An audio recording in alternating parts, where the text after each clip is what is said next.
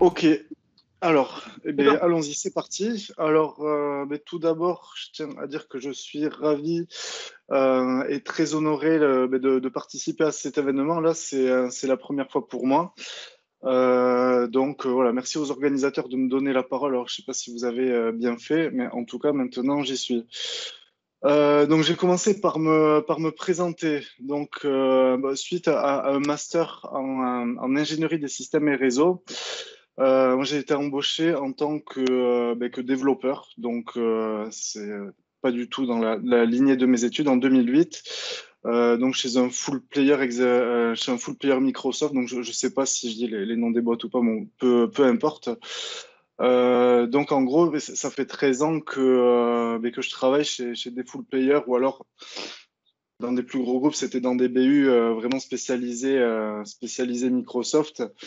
Donc j'ai commencé mon travail de développeur sur du SharePoint 2007 à l'époque. Donc c'était la période où on bossait sur des fermes et on faisait des solutions WSP dans lesquelles on tordait un petit peu l'outil. C'était compliqué à développer, ça mettait beaucoup de temps et dès qu'il y avait un problème, les interventions pouvaient être sur du CSS comme sur du SQL. Donc voilà, c'était très varié. Donc voilà, c'était comme ça a duré un petit moment. Il y a un moment où faire ce genre de solution, ça m'a lassé. C'était fatigant de gérer des problèmes. Alors, comme je le disais, du front-end jusqu'au serveur. Donc, à un moment, moi, j'ai décidé de m'orienter sur le front-end. Donc, c'est ce que j'ai fait. C'était chez OBS. Donc, j'ai eu l'occasion de faire ça. Donc, je me suis lancé sur du React. Donc, c'était par un projet, en commençant par un projet perso, mais du coup, dans la société dans laquelle j'étais sur le moment, j'ai pu avancer sur ça. Donc faire du front-end avec du React, j'ai découvert les patterns. En fait, j'ai découvert un autre monde que je connaissais pas du JavaScript, où on avait voilà, des solutions proches de celles qu'on connaît en .NET, ou voilà, celles qu'il y avait dans SharePoint avec tout un environnement de l'autocomplétion. Je connaissais pas ça en JavaScript, ça m'a vachement séduit. Je suis allé plus loin en découvrant les patterns de conception comme Flux et plus tard Redux, donc qui implémente Flux mais avec d'autres facilités. Donc j'ai beaucoup apprécié ça et donc voilà, j'ai décidé de rester dans ça. Alors, il se trouve qu'en fait pendant à cette même période, il y a SharePoint Online qui a un peu, enfin, qui a complètement explosé. Surtout, donc, ça a pris vachement de l'ampleur. Donc, on a la moderne expérience qui a commencé à sortir là, pendant cette période-là. Et il y a eu également le début d'SPFX. Donc, là, à ce moment-là, moi, voilà, je voulais quitter SharePoint. Il y avait du front-end. Donc là, je voyais qu'en fait, tout se rejoignait. Il y a SharePoint qui voilà, permettait de faire du développement donc avec du front-end, donc à savoir SPFX. Donc, je l'ai vu sortir. Je me suis mis dedans. Ça m'a vachement plu. Je me suis dit que voilà, là, on faisait quelque chose de bien, c'est-à-dire qu'on faisait du développement qui était quand même avancé. Sauf que voilà, on était quand même limité. On faisait plus du code serveur comme on faisait avant. Donc, on avait moins de risques de tout exploser pour être clair. Donc j'ai été séduit par ça, j'ai décidé de rester là-dedans. Donc de bout en bout, voilà, donc SPFX, c'était voilà, SharePoint.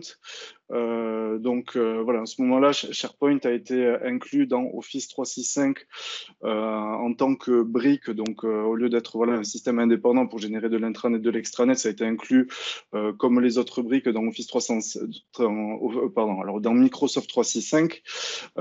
Donc voilà, ben, de bout en bout, j'ai dû mettre les mains dans Office 365 avec ce genre de développement, puis dans Azure. Et ce qui m'amène ben, aujourd'hui devant vous à vous présenter le sujet suivant. Hop,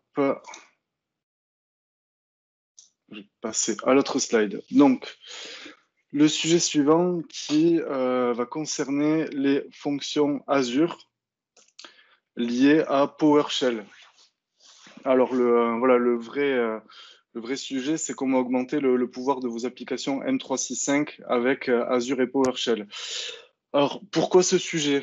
Donc, ça vient d'une expérience que j'ai eue chez un client il n'y a pas si longtemps, dans lequel je me suis retrouvé face à des cas où Graph ne suffisait pas pour répondre aux besoins du client.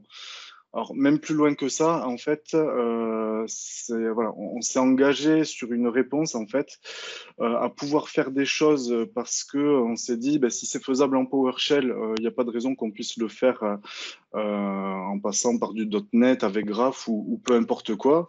Et il se trouve que c'est pas si facile que ça. Donc, on a failli revenir en arrière parce que voilà, on a commencé à rentrer voilà, un peu dans l'enfer de la décompilation de DLL, commencer à regarder les flux de PowerShell, à essayer de voir ce qui passait. Donc, bien sûr, c'est un peu le bazar. Je pense que ça vient aussi de mon manque d'expertise en .NET, hein, parce que moi, voilà, j'en ai fait sous SharePoint, mais je suis pas allé dans de l'architecture poussée de solutions, dans de la réflexion. Donc, voilà, je me suis vite arrêté. Je me suis dit, mince, c'est quand même très bête. Euh, on peut faire tout ça, enfin, en PowerShell, voilà, c'est dommage qu'on puisse pas le faire autrement. Puis, alors voilà, entre-temps, j'avais quand même, enfin, entre-temps, je veux dire, depuis un moment, j'avais quand même entendu parler des fonctions Azure. Donc moi, c'était plus dans le cadre des développements SharePoint. C'est vrai qu'avec SPFX, la dernière expérience, et SharePoint Online en général, il y a quelque chose qui manque un petit peu qu'on avait dans les solutions, c'était voilà, les timer jobs, les routines d'exécution. Donc moi, j'avais entendu parler, enfin, je m'étais intéressé aux fonctions Azure dans ce cadre-là, donc pour essayer de faire des routines voilà, avec les fonctions Azure. Donc voilà, on s'était engagé, donc je me suis dit, écoutez, on va y aller. On a d'un côté des fonctions sur Azure qui peuvent faire du PowerShell. On a PowerShell qui marche, donc on va essayer voilà de lier le tout. Donc j'y suis allé non sans difficulté parce que en fait on va voir que c'est pas forcément très intuitif de faire une fonction Azure avec PowerShell. Alors encore plus si c'est PowerShell V1. Donc voilà, il y a un petit hack de configuration à prévoir avant de pouvoir faire marcher l'ensemble. Donc c'est ce que je vais vous présenter là. En conclusion de ce slide, voilà, ce qu'on va voir aujourd'hui, c'est en fait une petite application que j'ai faite pour l'occasion là, qui va gérer un peu tout ça. Donc en fait, on va commencer par voir la création d'une fonction Azure. Donc je vais vous donner les petites astuces pour la monter. Et dans une seconde partie, on va faire, voilà, je vais vous présenter une petite application SPFX voilà, qui fait un peu la liaison entre voilà, la consommation de graphes de PNPJS pour aller consommer du SharePoint et ces fonctions Azure qu'on va pouvoir consommer à partir de notre application. Donc voilà, je vais vous montrer tout ça. Donc là, je ne connais pas le niveau de chacun, donc je vais essayer d'être un peu global, hein. C'est une session d'initiation.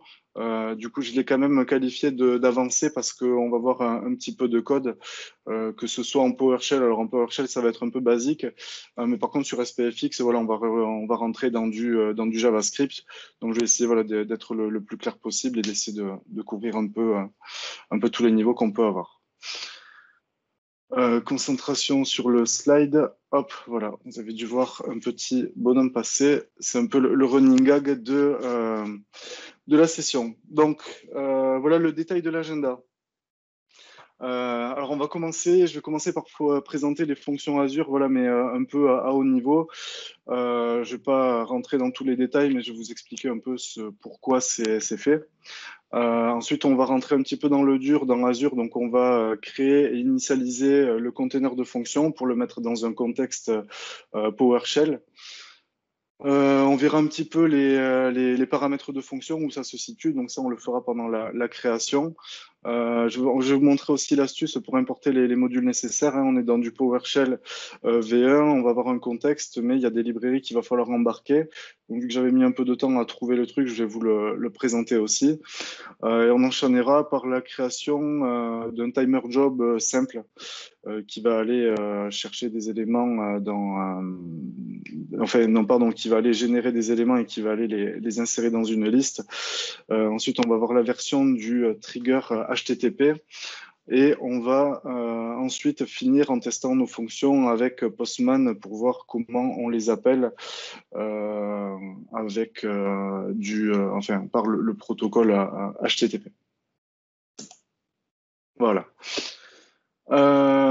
Ensuite, en deuxième partie, quand on aura fait ça, on va faire une petite introduction sur SPFX. Donc, voilà, je vais vous montrer comment on crée une solution SPFX et présenter un peu ce qu'il y a de base quand la solution est générée.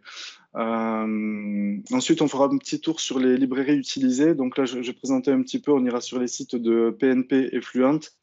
PNP va servir justement à faciliter en fait, la connexion à Graph et à SharePoint en fait, en encapsulant un peu dans une librairie la façon de faire les requêtes. Donc voilà, on va taper du code qui va générer automatiquement les requêtes. Et Fluent, anciennement Office UI Fabric, qui va permettre de faire des développements adaptés graphiquement à Office 365, SharePoint et toute la suite.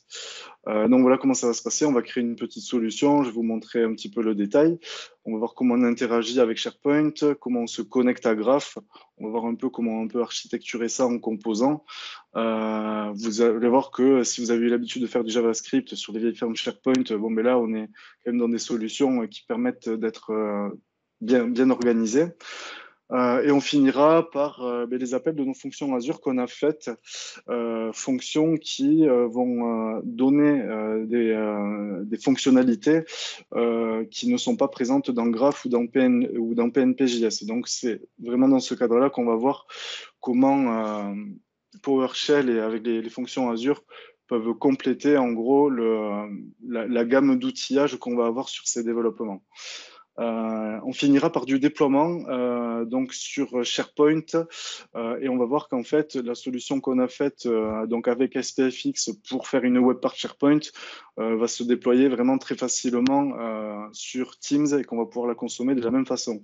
Ensuite, voilà, je vous ai sorti de liens à niveau communauté pour donner les repos sur lesquels il y a déjà des webparts ou des extensions déjà faites et le lien vers voilà, un starter kit qui permet voilà, d'avoir une solution préfaite avec tous les cas qu'on va trouver, que ce soit des extensions, des webparts, des composants de librairie. Donc voilà, des choses toutes prêtes qui sont déjà à disposition.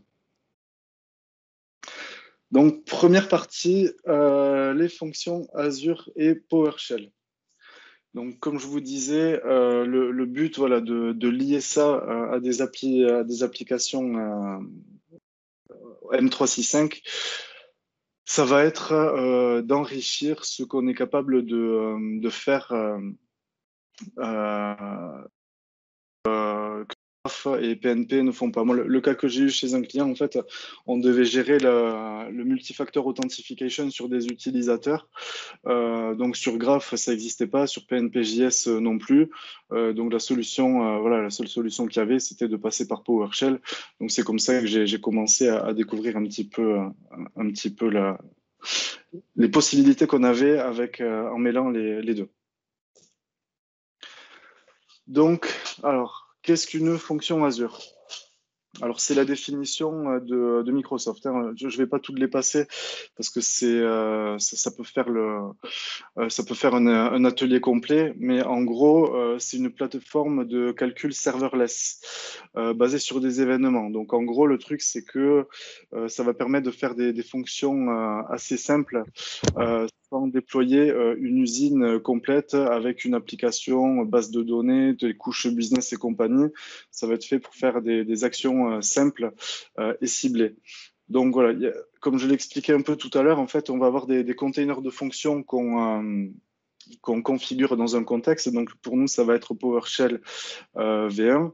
Et à partir du moment où le container est fait, on va pouvoir rajouter plusieurs fonctions avec chacune leurs adresses et qui vont cibler des fonctionnalités précises. Donc, c'est basé sur des déclencheurs. On va avoir des timer jobs, par exemple, c'est ce que je disais tout à l'heure, ou des triggers qui vont se déclencher à partir du moment où on va appeler une adresse. Ça va aller déclencher une action et donner une sortie si besoin. Donc, on le voit en bas, mais en fait, les fonctions Azure permettent d'utiliser un gros panel de langage. Donc voilà, on voit qu'on va pouvoir utiliser .NET, .NET Framework, .NET Core. Alors pour .NET Framework, en fait, il va y avoir un petit peu la même astuce qu'on va faire pour PowerShell. Pour .NET Core, c'est voilà, tout est quasiment natif, il y a juste à installer et on a direct le contexte pour développer. Donc on peut faire du Node, mais moi c'est ce que j'aurais privilégié. Mais si on utilise du Node, ça veut dire qu'on va utiliser du Graph, ça veut dire que Graph est limité. Et donc voilà, c'est le serpent qui se mord la queue. Donc voilà pourquoi on va faire du PowerShell ici. Et on peut utiliser aussi du Java et du Python si on a les compétences pour. Donc un autre avantage, c'est qu'il y a un pricing à la consommation. Donc je vous ai mis un lien, vous aurez les slides à la fin. Mais pour dire deux mots, en gros, c'est pricé à la consommation, donc en fonction du nombre d'appels, je crois, et du temps passé d'exécution des fonctions. Alors pourquoi une fonction Azure? Parce que justement, voilà, on va pouvoir faire des fonctions un petit peu isolées, comme je le disais tout à l'heure. Donc, c'est-à-dire, voilà, on va pas monter une application complète, très lourde, avec forcément beaucoup de configurations. On va pouvoir faire quelque chose d'assez ciblé et qu'on va appeler, voilà, comme ça, au goutte à goutte, et qu'on va pouvoir appeler depuis nos applis, par exemple front-end, qui existent déjà, et on va pouvoir enrichir en appelant juste une fonction qui va compléter un cas d'utilisation voulu.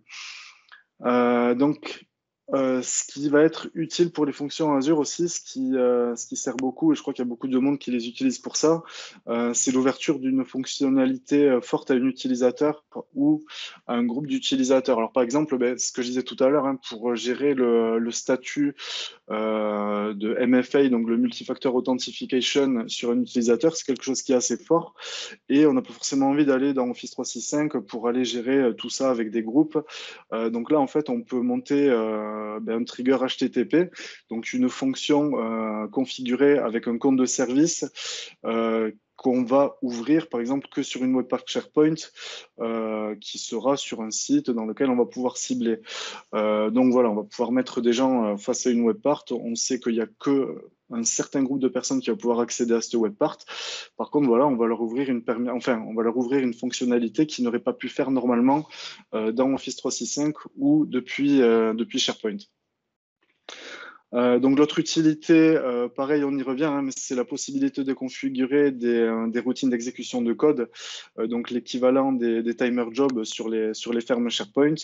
Bon, la seule contrainte, c'est que voilà, on va devoir utiliser du CSOM, donc on n'a pas la même ouverture, la même puissance qu'on avait sur les fermes dans lesquelles on utilisait du .NET et on pouvait tout faire, on pouvait même, voilà, surtout faire des bêtises aussi. Là, voilà, on est limité par le CSOM, donc on peut faire des bêtises, mais qui vont pas forcément tout mettre en l'air. Et donc, alors voilà, le dernier point, c'est la possibilité d'ouvrir PowerShell donc à des applications front-end sur SharePoint ou peu importe où dans Office 365. Donc voilà, ben, on peut permettre à des utilisateurs dans une interface où toutes les fonctionnalités sont centralisées, d'aller permettre d'exécuter des fonctions PowerShell sans avoir à ouvrir PowerShell et sortir les commandes et se les chercher. Là, tout est automatisé et disponible pour les utilisateurs.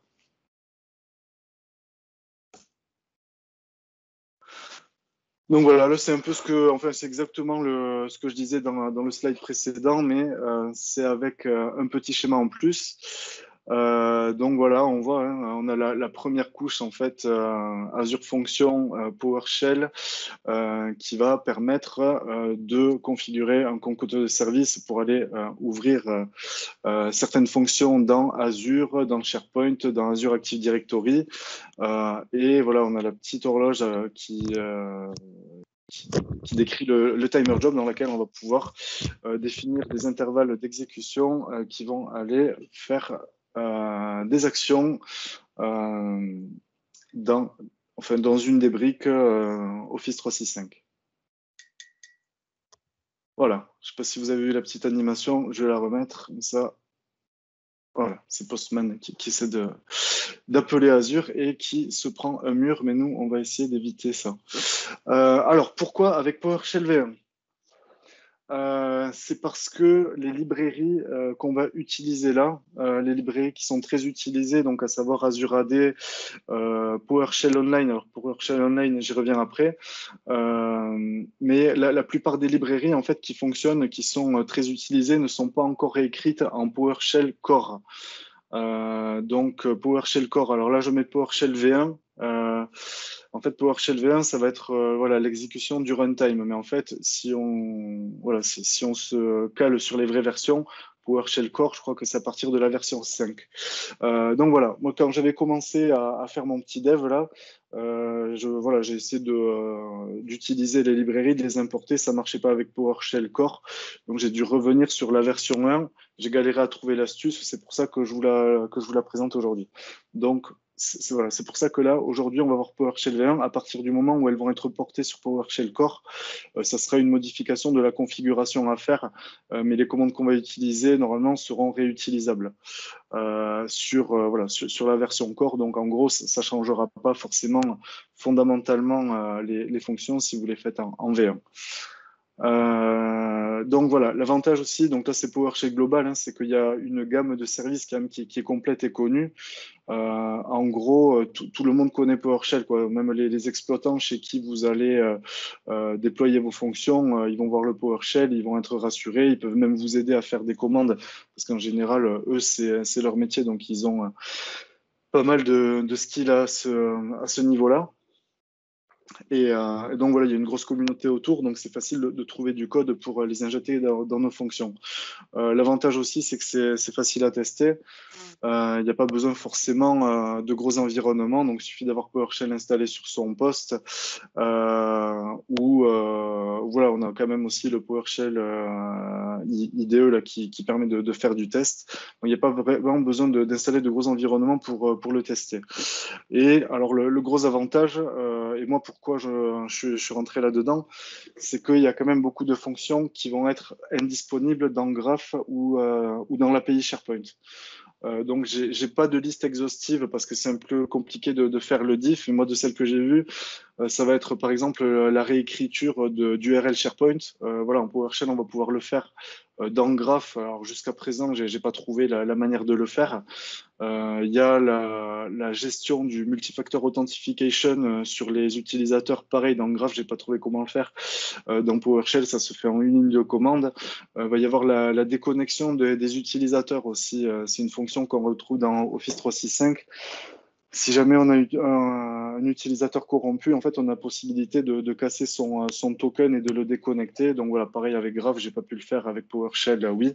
Je voulais montrer ces fonctions à la fin. Et la dernière, alors qu'on va pas voir là, j'ai pas eu le temps, j'aurais aimé, mais ça rajoutait quand même beaucoup de complexité à l'atelier. C'est la gestion et la mise en place de moteurs de provisioning pour les sites SharePoint. Alors quand j'entends provisioning, c'est provisioning de contenu parce que voilà, avec SPFX, on va quand même pouvoir gérer tout ce qui est script de site et site design. Mais par contre, pour les moteurs de provisioning, il faut passer par une fonction Azure avec du PowerShell pour le faire. OK. Donc maintenant, on va passer sur Azure pour aller voir justement la création d'un container de fonction. Là, je vais essayer. C'est vraiment, enfin, là, c'est la partie un peu entre guillemets stratégique de l'atelier parce que c'est là où on voit la configuration de la fonction et voir comment, voilà, il faut jouer avec les paramètres pour que PowerShell V1 puisse être exécuté. Comme je vous le disais, c'est pas forcément naturel. Je vais vous montrer pourquoi. Je vais vous montrer pourquoi en suivant. Donc, je me suis mis une note d'aller à l'autre slide pour enchaîner. Donc là, ici, c'est la fonction que j'ai créée. Donc, on voit que là, en fait, la création, moi, quand j'ai créé le container, en fait, j'ai pas la possibilité de choisir du PowerShell, donc entre guillemets V1. Donc, il me propose que PowerShell Core en version, je crois qu'il propose à partir de la 5, voilà, jusqu'à 7. Donc, moi, quand je vais créer une fonction Azure, je tombe sur cet écran. Donc moi au départ, j'étais un peu déstabilisé, mais en fouillant, j'ai trouvé un petit peu la manière de faire.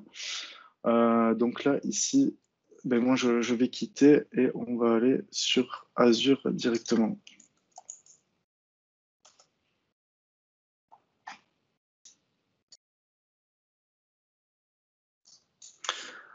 Hop, avec ce compte.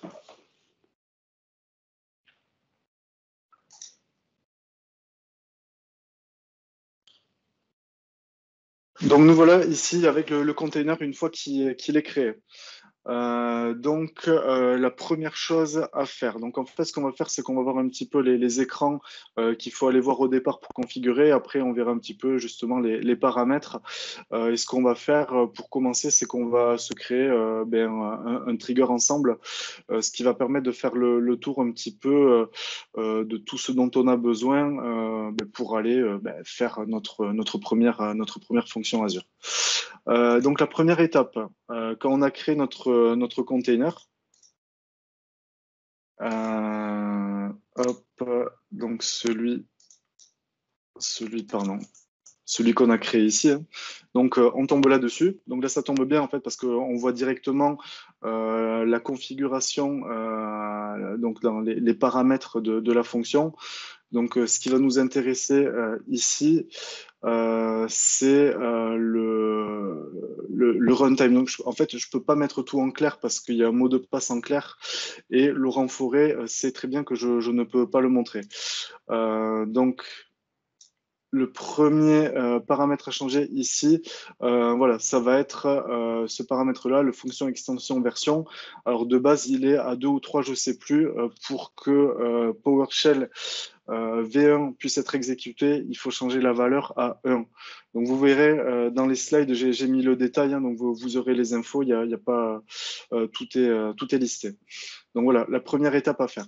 Donc là, on voit, tant que je suis ici, qu'on peut mettre des paramètres dans le container de fonction. Là, pour info, voilà, je suis dans le container global qui va me contenir une ou n fonctions.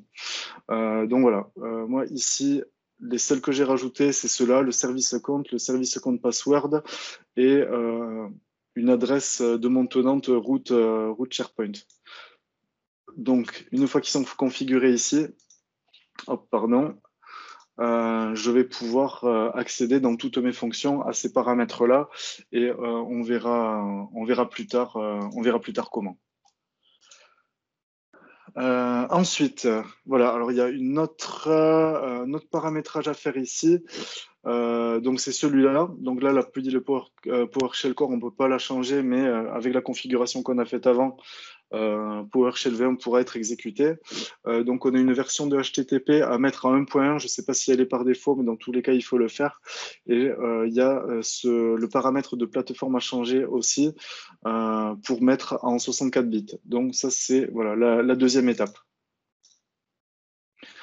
Troisième étape, pour que la fonction puisse être appelée depuis une destination que vous voulez gérer, il faut aller juste dans Cors.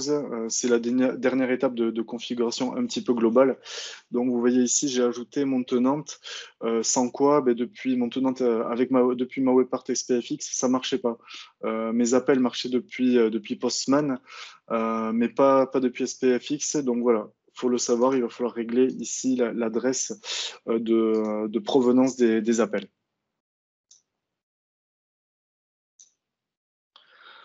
Très bien. Bon, j'espère que c'est clair. Je ne sais pas, Adrien, si on peut y avoir des questions ou pas. Peut-être que de toute façon, je termine, je vais jusqu'au bout et on verra les questions-réponses entre les deux sessions.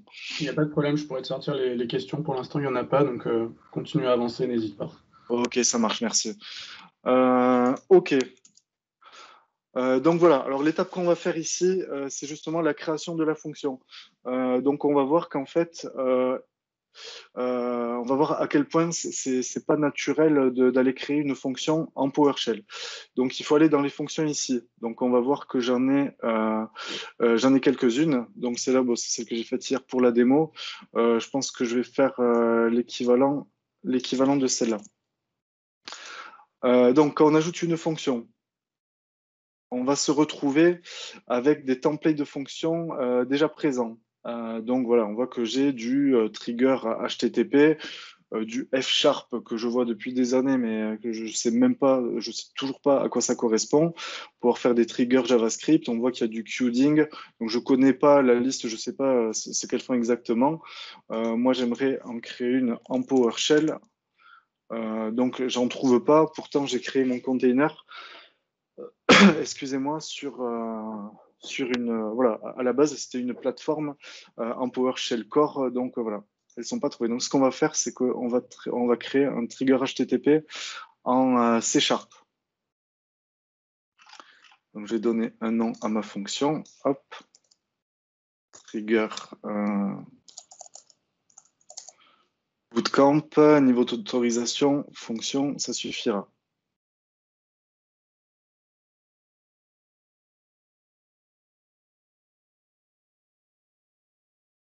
Ça me permet de respirer. Donc voilà, là, elle risque d'apparaître assez rapidement. Donc voilà, elle apparaît. Donc je suis lancé là-dedans. Si petite vue d'ensemble, bon voilà, on voit que là ici on a quelques options, on a un peu de monitoring dessus. On va avoir ici l'accès au code et la possibilité de tester la fonction directement. Donc moi je suis un peu embêté parce que là la fonction elle a été créée avec un fichier dans lequel on va trouver du C#. Ben ça moi ça me va pas. Là la configuration bon elle a l'air quand même pas trop mal, il y a un trigger mais une sortie que je risque de changer. Donc en fait, ce qu'on va faire, c'est qu'on va aller dans le dossier dans lequel a été créée cette fonction et on va aller la remettre un petit peu à notre sauce pour que ça fonctionne comme on le veut, c'est-à-dire avec PowerShell. Donc ici, on va aller en gros dans les outils avancés. Donc, les outils d'avancée, ça va nous permettre voilà, d'aller un peu dans le file system de la fonction et de supprimer, d'ajouter des fichiers, de les modifier comme on le veut. Donc, on va y aller.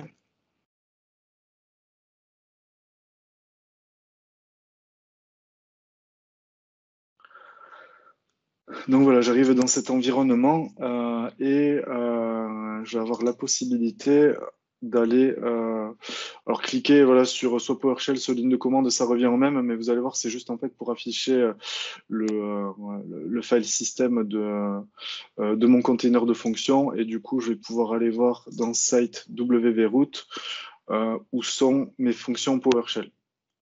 Donc là, on a créé celle-là. Donc, je vais m'en ouvrir une autre à côté qui est bien configurée. Donc ici, le run CSX, voilà, là on est dans les fichiers. Je vais pouvoir ici le supprimer. Et je vais me créer un nouveau fichier. Hop, pardon, c'était pas le bon bouton. Un nouveau fichier qui s'appelle run.ps. Donc pour le moment, je ne vais rien mettre dedans. Par contre, ma fonction, je vais la modifier de suite. En gros, je vais me prendre un trigger HTTP, enfin une configuration pardon, qui marche, dans lequel voilà, on va trouver l'input, donc ce que va recevoir la fonction HTTP. Donc ici, on voit que voilà, on va pouvoir avoir des verbes get et post dessus. Ça arrive dedans et la requête, elle a un nom, on lui met rec voilà, comme nom de variable de ce qui va rentrer dedans. Donc ce que je vais faire, c'est que je vais aller dans mon trigger qui fonctionne déjà bien. Je vais l'éditer. Je vais copier ça. Vous allez voir que ça ne change pas beaucoup. En fait, il n'y a que le out, il y a que voilà, la deuxième partie du JSON là qui change. Donc la partie out, je vais lui mettre voilà, une variable avec le texte res pour response et voilà, indiquer que c'est une sortie HTTP qu'on va avoir. Donc, voilà, ici, hop, pardon. Attendez, hop, je vais tout copier, ce sera plus simple. Relever, donc voilà, vous voyez qu'il n'y a pas grand-chose qui change. Du coup, ici, je vais pouvoir revenir dans ma fonction. J'ai changé ma définition, donc je vais pouvoir revenir dans ma fonction. Donc dans le démo trigger bootcamp, je vais aller voir le code.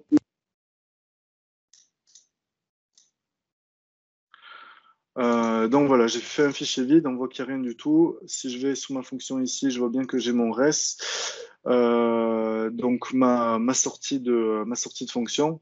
Donc ce que je vais faire, c'est ajouter un code tout simple, donc bon, que j'ai fait hier soir, donc je vais pas vous le faire en live, mais je vais le copier-coller. Ça va permettre d'expliquer un peu rapidement ce qu'on va pouvoir intercepter suite voilà, au déclenchement de la fonction et ce qu'on va pouvoir mettre en réponse. Donc en gros, ici, moi, on voit que j'ai mon, alors je vais l'enregistrer, j'ai mon requery.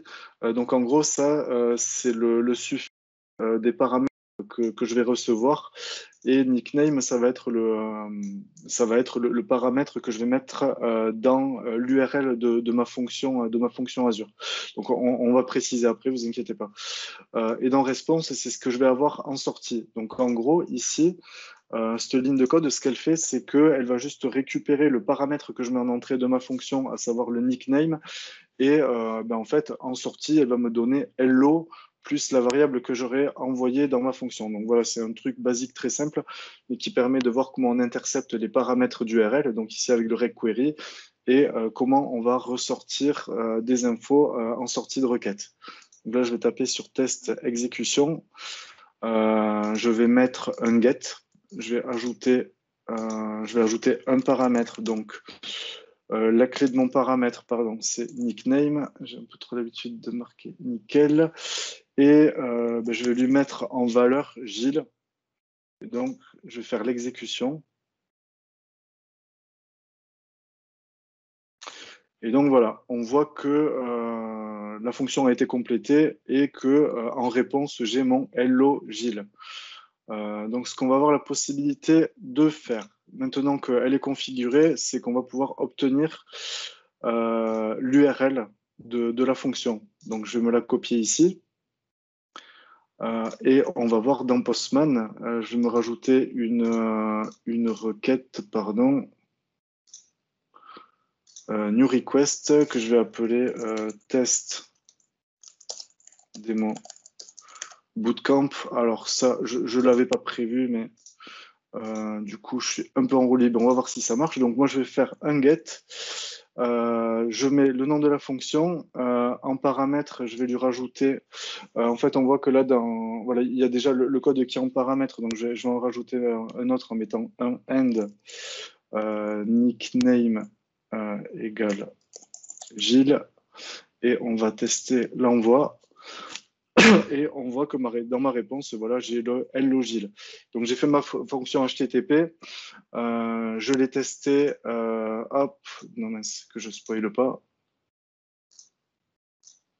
Et que je retrouve mon onglet. On l'a testé ici dans la fonction directement et on l'a appelé avec Postman. Donc voilà, on voit que notre premier trigger HTTP fonctionne.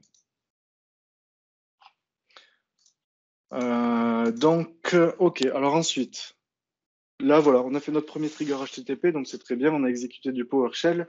Mais par contre, à un moment donné, on va vouloir installer des librairies. Alors ça, j'ai un peu galéré à la trouver, en fait, le save module, alors que c'est une fonction toute simple.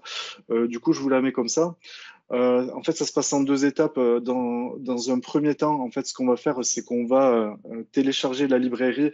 Donc, c'est à partir de la galerie PowerShell qui est connue, sur lequel voilà, il y a pas mal de contenu. Donc voilà, à partir de là, on va pouvoir faire un save module et donner un pass et du coup enregistrer le module sur son poste dans un premier temps.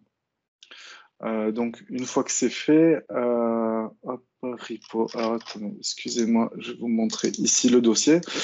Une fois que c'est fait, en fait, on récupère voilà, les modules et en gros, on se retrouve avec tout le dossier PowerShell qui est installé, mais il y a voilà, une référence il y a tout dessus et le fichier d'accueil PSD1.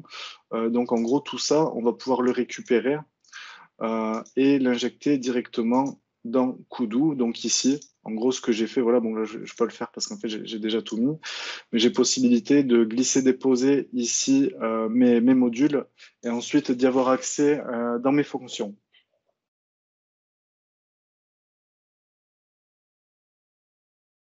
Je regarde le timing. Ok, 40, ouais, il va falloir que j'accélère un peu. Donc, bon, je vais accélérer un peu sur les exemples de fonctions.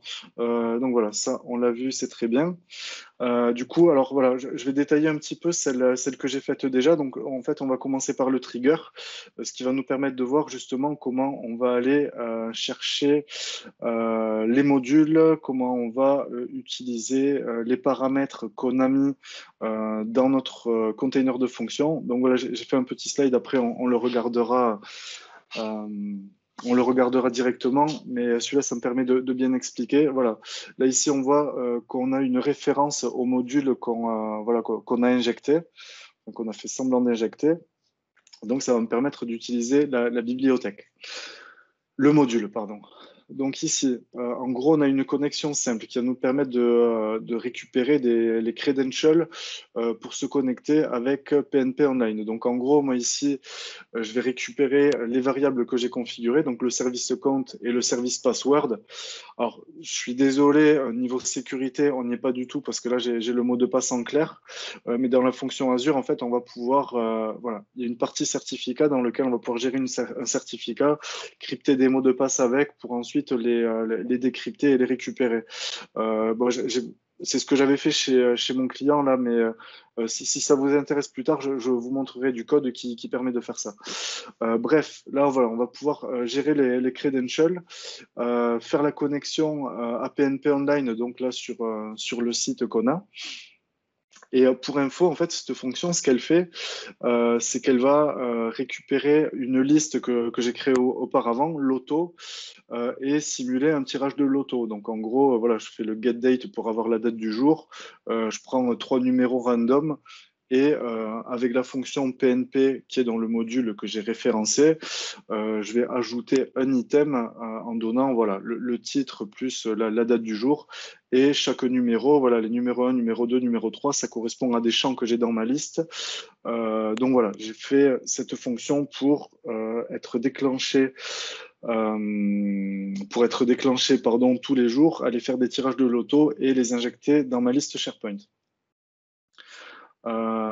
Donc voilà, cette fonction, en fait, elle est dans un déclencheur de type minuteur. Donc, je vais vous présenter un petit peu la configuration là. Mais en gros, voilà, il faut que j'aille vite, donc je vais présenter juste un peu le déclencheur et la fonction.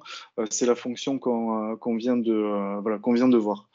Donc pour planifier un minuteur, on a possibilité de le faire. Alors, c'est quand on clique dans minuteur ici, là, en fait, ça ouvre ce panneau. On a la possibilité de configurer la planification avec ce qu'on appelle une expression cron. Alors, celui qui me demande de la bouger en live, là, je pense que je vais le ban direct parce qu'à chaque fois, je dois aller sur un générateur pour le faire. Mais en gros, voilà, il y a 6 étoiles à configurer. La première correspond aux secondes, la deuxième aux minutes, aux heures, bon, etc. Là, l'expression cron que j'ai configurée dans cette planification-là, ça définit l'heure. Donc, en gros, tous les jours à 10 heures, ma fonction va être exécutée et donc aller récupérer ma liste, générer les chiffres aléatoires et les injecter dans ma liste SharePoint. Donc, c'est là, on la verra après. Ok, alors juste des petits détails sur comment on va récupérer. Donc ça, on l'a vu tout à l'heure, comment on va récupérer les infos qui sont dans la requête, comment on les met dans la réponse. Donc ça, je réinsiste pas, on l'a déjà vu. Il faut savoir qu'il y a deux façons de faire. Sur un get, en fait, c'est exactement ce qu'on a vu tout à l'heure dans la fonction qu'on a configurée. Donc, on va avoir un requery en suffixe plus le paramètre qu'on va récupérer dans l'URL. Et ensuite, pour un post, vu qu'on va en fait mettre en body de la requête des data au format JSON, en fait, dans la request body, on va pouvoir aller récupérer le content, donc le body, le convertir en JSON et ensuite, enfin, le convertir depuis du JSON et aller récupérer tous les paramètres qu'on va envoyer à la fonction. Donc ça, je vais quand même vous le montrer parce que c'est mieux de le voir.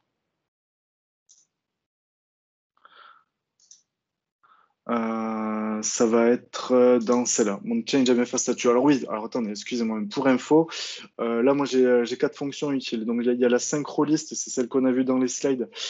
C'est celle qui va permettre de voilà d'ajouter automatiquement des entrées dans la liste SharePoint. J'ai le get MFA statut, donc on va voir celle-là, qui va me permettre donc du coup voilà de me connecter à SharePoint, à Azure AD et d'aller récupérer le statut de la voilà le statut du MFA sur l'utilisateur. Donc ici voilà, bon, je détaille pas la fonction parce que là je commence à manquer de temps, mais en gros je vais récupérer l'utilisateur et sortir le statut. Donc je construis ma sortie ici en la mettant en JSON et je la ressors. Donc on va faire un test pour vous montrer à quoi ça ressemble. En gros, en paramètre d'URL, je lui mets le user principal name et une URL et je vais l'exécuter.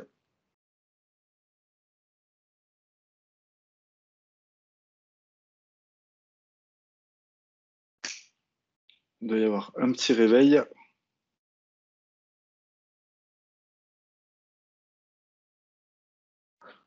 Voilà, hello, c'est le petit write output là qui est tout en haut. Et si tout se passe bien, je devrais pouvoir récupérer le statut de l'utilisateur que j'ai spécifié en paramètre d'URL. Et il devrait l'afficher là. Ça tombe bien que les fonctions se réveillent maintenant, parce qu'après, on va les faire avec Postman. Du coup, voilà, en réponse, j'ai mon user statut donc, que j'ai créé comme ça, donc user statut, et le paramètre du coup qui est récupéré de la fonction. Donc ça, voilà, c'est la façon de faire pour récupérer des paramètres d'URL.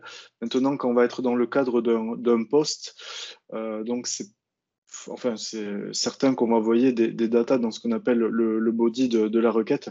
Donc pour l'exécution ici, voilà, le core, le body, c'est ce que je vais envoyer ici. Donc je vais envoyer un principal name et un statut si je veux le enable. Et donc voilà, c'est ce que je montrais dans le code. On va avoir la possibilité de récupérer le body depuis du JSON et ensuite d'aller taper les propriétés de l'objet comme on le fait avec du C# ou du JavaScript voilà, depuis le body. Donc voilà, juste, je vais mettre une petite exécution.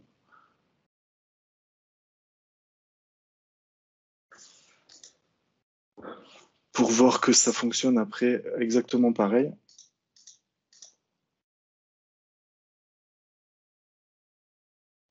Voilà, fonction complete. Et en sortie, j'ai construit une réponse un peu similaire à l'autre, parce que moi j'aime bien les interpréter, j'aime bien les retraiter ensuite derrière.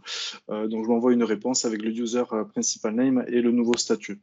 Donc là, on voit que j'ai dû mettre un enable sur un user qui l'avait déjà enabled. Donc ce qu'on va faire maintenant, c'est qu'on va aller voir avec Postman comment ça se déroule et voir si ça fonctionne bien. Donc attention, concentration. Voilà, il y a une petite animation. Je ne sais pas si vous avez le son ou pas.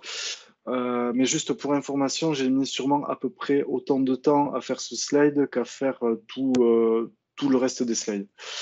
Donc c'est possible que je le remette un petit peu à la fin aussi pour en profiter au maximum, quoi. Du coup, je vais lancer notre copain Postman. Hop, excusez-moi, je regarde un peu Teams pour voir ce qui se passe dans le canal, donc c'est bon. Donc voilà, alors j'ai préconfiguré les requêtes dans Postman. Donc il y a la première qu'on a vue, qu'on a déjà exécutée dans l'application, pardon, dans la fonction Azure, c'est le getMFA statut. Donc ici je vais l'envoyer, je vais voir si c'est cohérent. Donc très bien, je récupère le statut, il est enabled. Donc ce que j'ai fait maintenant, c'est une fonction qui a un body qui va me permettre de changer ce statut. Donc pour info, je pense que ça vaut peut-être quand même le coup d'y aller. Ouais, je pense que ça vaut le coup d'y aller. Je vais aller vous montrer le statut Multifactor Authentication pour ceux qui ne le savent pas. Où est-ce que ça se gère? Donc, je vais aller sur mon utilisateur test ici.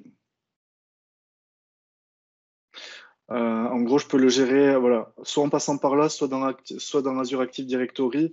Je crois que directement sur l'accueil, on a la possibilité de manager le multifactor authentication. Donc, de toute façon, là, normalement, il va me faire la redirection vers Azure AD.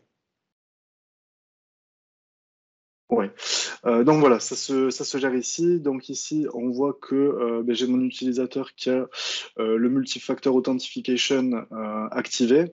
Donc moi, depuis post, ça risque de prendre un petit peu de temps, ça se fait pas de suite, mais bon, normalement, ici, 1-2 minutes, ça devrait aller. Donc j'envoie ma requête. Donc ok, ça a l'air de s'être bien passé. J'ai une réponse 200, donc ça a l'air d'être ok. Et il me renvoie le statut disable. Donc je vais regarder ici. Hop. Donc c'est possible que ça soit pas rafraîchi. Bon ben si, ben, voilà, j'ai été mauvaise langue pour le coup, ça s'est fait assez rapidement. Mon utilisateur Nico Robin a eu son statut changé. Donc ben là c'est très bien. Voilà, on a notre fonction. On sait qu'on peut l'appeler depuis Postman, on sait qu'on va pouvoir l'appeler depuis PowerShell. On sait qu'elle marche. Par contre, c'est quelque chose qu'on ne peut pas là, facilement donner en main à tous les utilisateurs. Donc voilà, c'est que pour les administrateurs, les utilisateurs avancés, ils ont une URL, c'est bien, ils peuvent construire un post s'ils veulent avec Postman. Mais l'idéal, ce serait quand même de pouvoir fournir une application qui permet facilement à des utilisateurs pas forcément aguerris d'aller faire exactement cette action. Donc c'est parfait, il est 10h52. Du coup, là, on a fini la première partie, parce qu'on a vu comment créer, comment configurer la fonction pour utiliser PowerShell V1 par contre dedans, comment voilà, sortir une adresse qui peut être utilisée donc, par Postman ou autre pour aller la consommer. Du coup, maintenant qu'on a fait tout ça, bim, je vous avais dit que je la remettrai d'ici la fin. On va pouvoir passer, alors je vais peut-être laisser souffler un peu 10 minutes, non Adrien? Donc je pense que oui, si ça vous va, on peut souffler. C'est comme tu veux. À la base, on a laissé des workshops de 2 heures, donc vous pouvez enchaîner. Donc, Ouais, soit tu veux faire une pause de 5 minutes pour reprendre à 11h00, il n'y a pas de problème. C'est toi qui gères ta session. Euh, ouais. mais du coup, si Gilles vous propose de faire une pause, ne quittez pas la réunion, parce que la réunion continuera sur celle-ci. Je te laisse décider, hein, Gilles, tu es totalement Non, mais libre. on va enchaîner. Du coup, je vais me retenir de faire pipi. Mais du coup, non, je pense qu'on va enchaîner tant qu'on est là. Si ça convient à tout le monde, hein, on est parti. Donc, pour faire suite, comme on l'a vu, donc on a notre fonction PowerShell. Donc, on a vu qu'elle marchait, c'est très bien. On va vouloir la mettre à disposition d'utilisateurs de différents niveaux. Donc on a vu là que notre fonction Azure, en plus, elle était configurée avec un compte de service, donc elle avait un niveau de permission très haut. Donc là, j'ai la possibilité, si je veux, de permettre à certains utilisateurs, en jouant avec les groupes SharePoint par exemple, ou Teams, enfin, ou Office 365 globalement, avoir la possibilité d'ouvrir par exemple une page. Enfin, j'aimerais, puisque c'est pas encore fait, mais c'est ce qu'on aura fini à la fin de la partie 2. J'aimerais avoir une page dans laquelle mes utilisateurs, qui n'ont pas forcément les droits, qui ne sont pas forcément faits pour, puissent aller gérer le statut de mes utilisateurs. Donc, on va faire, voilà, je refais un petit rappel sur l'agenda, là, parce que ça fait 1 heure que je l'avais présenté. Donc, on va commencer voilà, par une petite intro sur SPFX. Alors, hop, petit spoil, je voulais pas Juste avant que l'ouvrir tu là. commences, excuse-moi Gilles, juste avant que tu commences, je vois qu'on m'indique qu'il y avait quelques questions dans le chat. Enfin, en l'occurrence, il y en a une. Donc je pense Ah, que ça ok. va valoir le coup de la regarder avant que tu avances sur la deuxième partie. Ouais, pas de La souci, pas de question, c'est souci. sur le niveau de compatibilité qu'on peut avoir avec PowerShell sur les instructions. Le niveau de PowerShell sur les instructions Le niveau de entre. complexité, excuse-moi, le niveau de complexité qu'on peut avoir avec PowerShell sur les instructions. C'est Gaëtan, Jeannette qui te demande ça dans le chat. Alors, le niveau de complexité, je sais, alors, je sais pas trop. Je ne sais pas trop comment répondre. En fait, le truc, je ne sais pas si ça va répondre, tu me diras. Le truc, c'est qu'en fait, si vous voulez, quand on s'est fait un container comme ça, là, qui importe déjà des modules, qui va faire la connexion, on sait déjà comment récupérer les paramètres. Une fois que ça c'est fait, en fait, c'est plus à faire.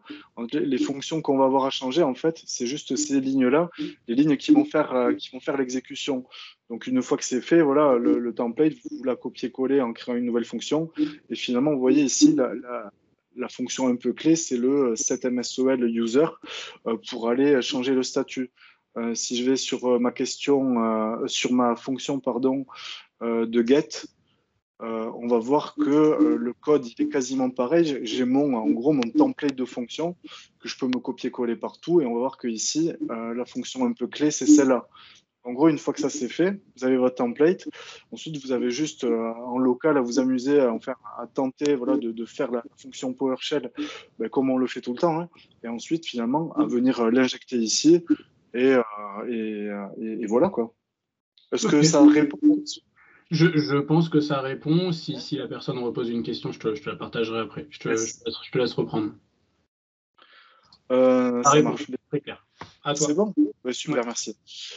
Du coup, on enchaîne. Alors oui, petit voilà, retour sur l'agenda. Donc, on va faire une petite introduction à SPFX. En fait, on va se prendre le Hello World. Alors, je vais pas le dérouler en entier. Hein. J'ai fait la fonction un petit peu en avance. Bon, bref, voilà, je vais faire une petite intro sur SPFX. Et là, pareil, s'il y a des questions, on verra tout à la fin, sans problème. On va faire un petit tour sur les librairies, alors que j'ai utilisées, mais qui sont quand même très utilisées. Donc, on va voir un petit peu PNP Fluent. Et là, voilà, ensuite, on va rentrer un petit peu dans le dur. Donc, on va construire une fonction une appli SPFX de type WebPart et on va regarder un petit peu ce qui est proposé d'entrée suite à la génération de Yeoman. Ensuite, voilà, on verra un peu comment on fait les interactions avec SharePoint, avec Graph, et je montrerai ensuite une appli que j'avais préparée pour l'occasion. On verra comment initialiser la solution pour pouvoir aller directement taper Graph ou PNP.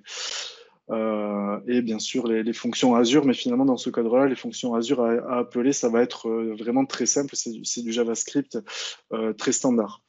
Donc voilà, je vous montrerai un peu comment la solution, elle est entre guillemets architecturée. Hein. C'est plus de l'organisation à ce niveau-là, puisque c'est propre à une solution. Donc voilà, on verra comment on appelle les fonctions Azure et on finira par le déploiement et l'utilisation.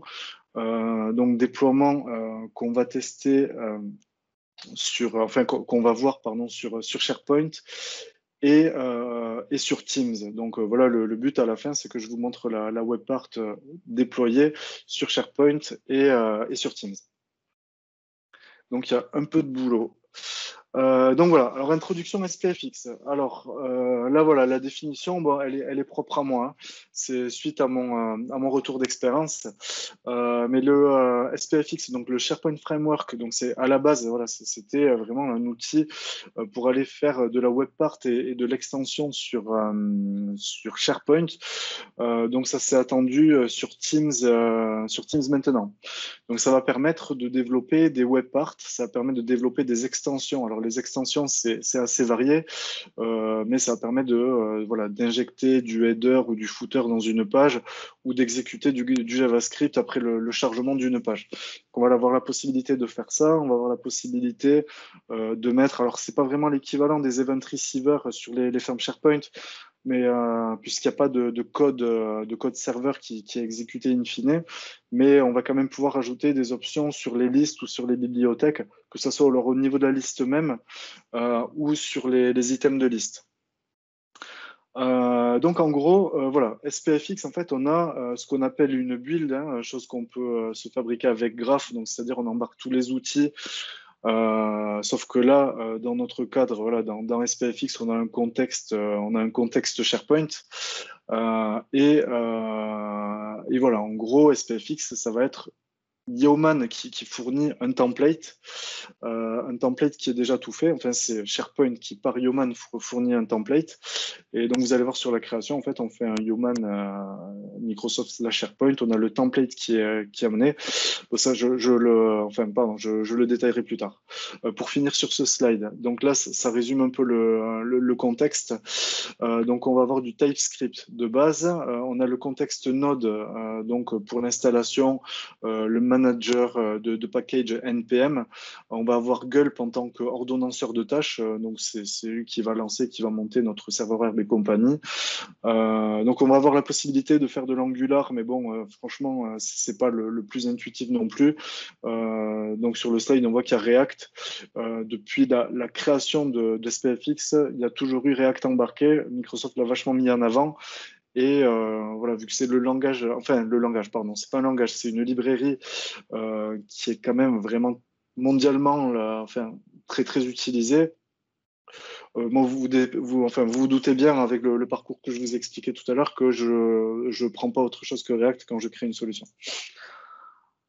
Avant de créer la solution, je vous ai mis les liens et en fait, on va y aller directement. Donc, j'ai sorti normalement les liens. Donc, on a deux librairies là dans la solution que je vais vous présenter. La première, c'est Fluent. Donc, Fluent, c'est anciennement Office UI Fabric, pardon. Donc, en gros, c'est un framework UI, donc un framework côté vraiment front-end qui va nous fournir en fait tous les éléments qui sont cohérents graphiquement avec la suite Office 365 et SharePoint. Donc en gros, si vous voulez développer une web part qui s'intègre très bien dans SharePoint, dans Teams, moi je conseille fortement d'utiliser cette librairie. Donc c'est des composants qui sont, dans notre cas, développés et utilisés en React.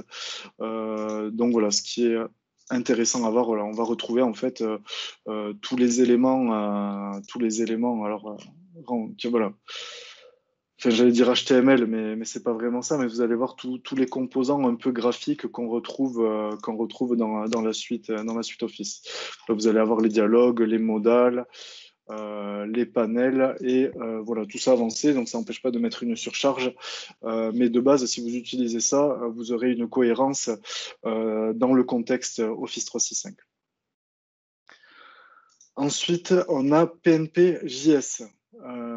Donc PNP.js qui est alors une librairie qui va faciliter l'accès donc alors à l'API SharePoint. Donc au départ, elle est faite pour ça. Donc c'est la partie SP là. Donc en gros, c'est des outils qui vont encapsuler les requêtes REST là de la REST API SharePoint et qui vont permettre d'aller récupérer des groupes, des listes, des items d'une manière un petit peu intuitive. Là, vous voyez, j'ai mon contexte, je suis dans un web, je vais pouvoir récupérer mes listes, en choper une par son ID et faire du traitement. Donc voilà, vous avez toute la documentation ici. C'est assez utile. Je pense que, moi, de mon expérience, ça couvrait quand même pas mal de cas par rapport à ce que j'avais connu en appelant l'API REST directement. Donc voilà. Vous avez, je vous mettrai le lien de toute façon dans le slide. Donc là, je vous ai parlé juste un peu de SharePoint, mais en fait, pour moi, c'est pas totalement abouti, mais on a la possibilité aussi d'appeler Graph directement et donc d'aller taper sur les photos, OneDrive, les planeurs, les calendriers, de la même façon qu'on va aller interroger et interagir avec les artefacts SharePoint.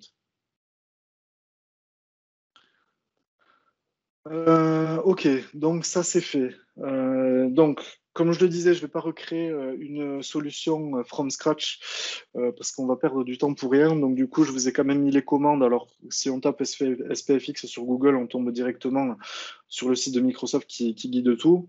Mais voilà, en gros, comment ça se passe. Donc, il y a le MD pour créer la solution, le CD pour rentrer dans la solution, et puis cette fameuse commande, le yo @sharepoint/Microsoft qui va aller récupérer donc un template excusez-moi, avec voilà, une organisation, une architecture de dossier déjà préfaite et des dépendances utiles.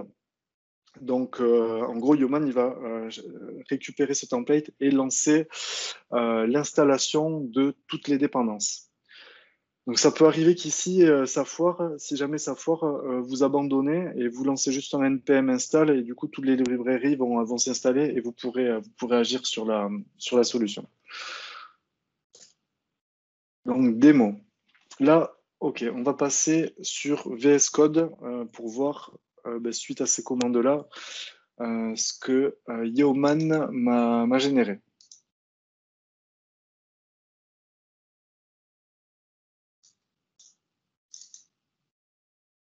OK. Donc, une fois que j'ai généré ma solution par Yeoman, je tombe sur ça. Donc, le point d'entrée de notre webpart, c'est ce fichier-là. Là, ici, le hello world webpart.ts.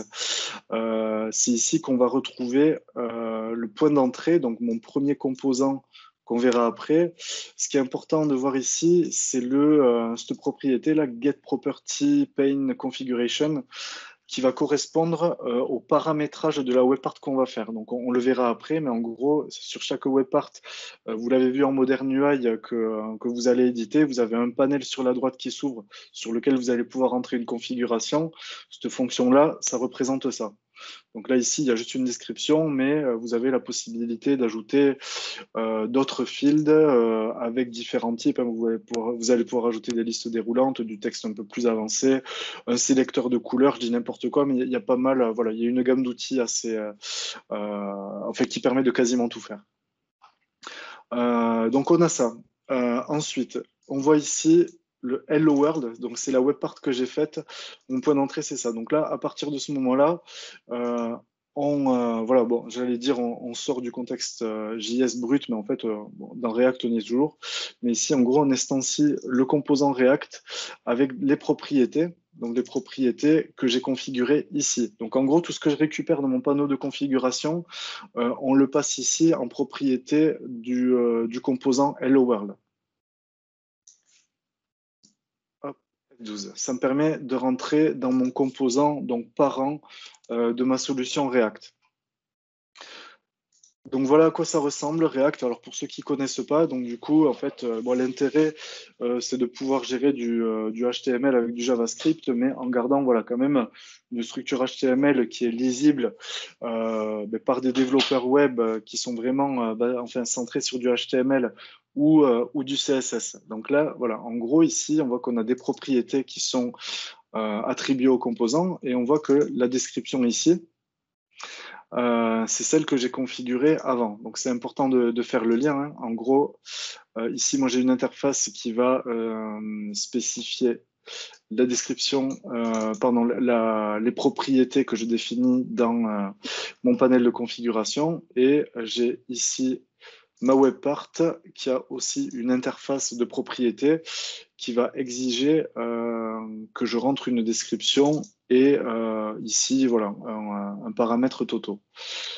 Donc, ce qui est bien, c'est qu'on est dans TypeScript, donc TypeScript qui va éviter de faire quand même pas mal de bêtises dans la bulle et de s'en rendre compte après. Vous voyez que si je commente ici le paramètre Toto, en fait, ça va pas builder. Par contre, si ici, en fait, finalement, je me dis que je le veux plus, ici, bon, j'ai plus d'erreur. Par contre, dans ma webpart, je faisais une petite référence ici. Hop, je commente. Donc là, je devrais pouvoir tout sauver sans avoir d'erreur. Bref, ça nous a permis de voir comment, à partir d'ici, on allait pouvoir ajouter une propriété dans le contexte de la webpart. Donc, en gros, si je veux rajouter une propriété name, je vais copier ça.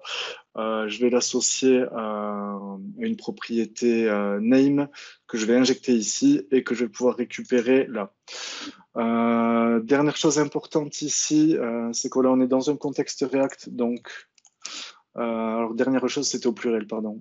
Donc ici, voilà, je vais avoir tout le cycle d'événements de mon composant React qui va me permettre d'aller, par exemple, lancer des fonctions au moment où le composant est monté. Ça, on le détaillera après.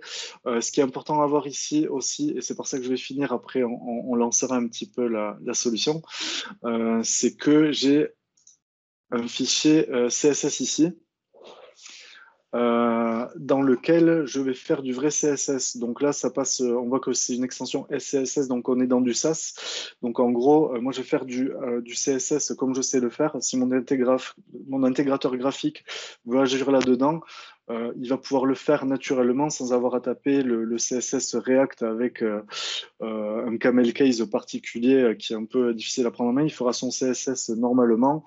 Il viendra l'injecter dans le composant React qui finalement ressemble quand même beaucoup à HTML, permet de dissocier un petit peu les développeurs, de travailler à plusieurs sur un même projet, mais avec des niveaux d'intervention différents. Donc ici, je vais lancer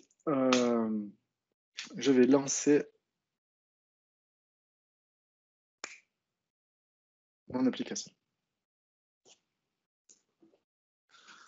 Donc directement, alors là, je vais quand même vous passer un petit peu le slide d'après pour vous expliquer un peu ce qui se passe. En gros, quand on développe comme ça une web app sur SPFX, on a deux niveaux. Donc là, je suis en localhost, c'est le premier cas. Donc on voit qu'il y a la page localhost/temp/workbench.html qui a été lancée. Donc ici, pour afficher la web app qu'on a fait pour le moment, il n'y a aucun souci. En gros, je n'ai pas d'interaction avec Office 365, j'appelle pas de fonction. Donc c'est très bien si je veux faire juste un peu de mise, de style, ou si je veux appeler des fonctions qui ont rien à voir avec Office 365. Je peux rester là-dedans, il n'y a pas, il y a pas de souci, c'est très facile, c'est très réactif, il n'y a pas de problème. En revanche, si je veux être dans un mode un peu plus intégré, je vais avoir la possibilité d'aller sur mon site d'URL. Alors, ce qui se passe en gros avec Gulp, là, c'est qu'il monte un serveur en local qui va pouvoir quand même interagir avec votre SharePoint ou le reste Office 365. Donc, j'ai la possibilité d'aller dans le contexte, donc aller sur mon site SharePoint et de faire un /layout/15/workbench.aspx et je me retrouve directement dans ma web part, dans mon contexte, et là, je vais pouvoir aller attaquer les sites, les listes, les items et compagnie. On y reviendra plus tard si vous voulez. Mais je vais enchaîner. Donc là, ici, j'ai mon workbench. Je vais pouvoir ajouter ma web part ici. Donc, elle est ajoutée. On voit en effet que j'ai mon panel de description avec ici Hello World.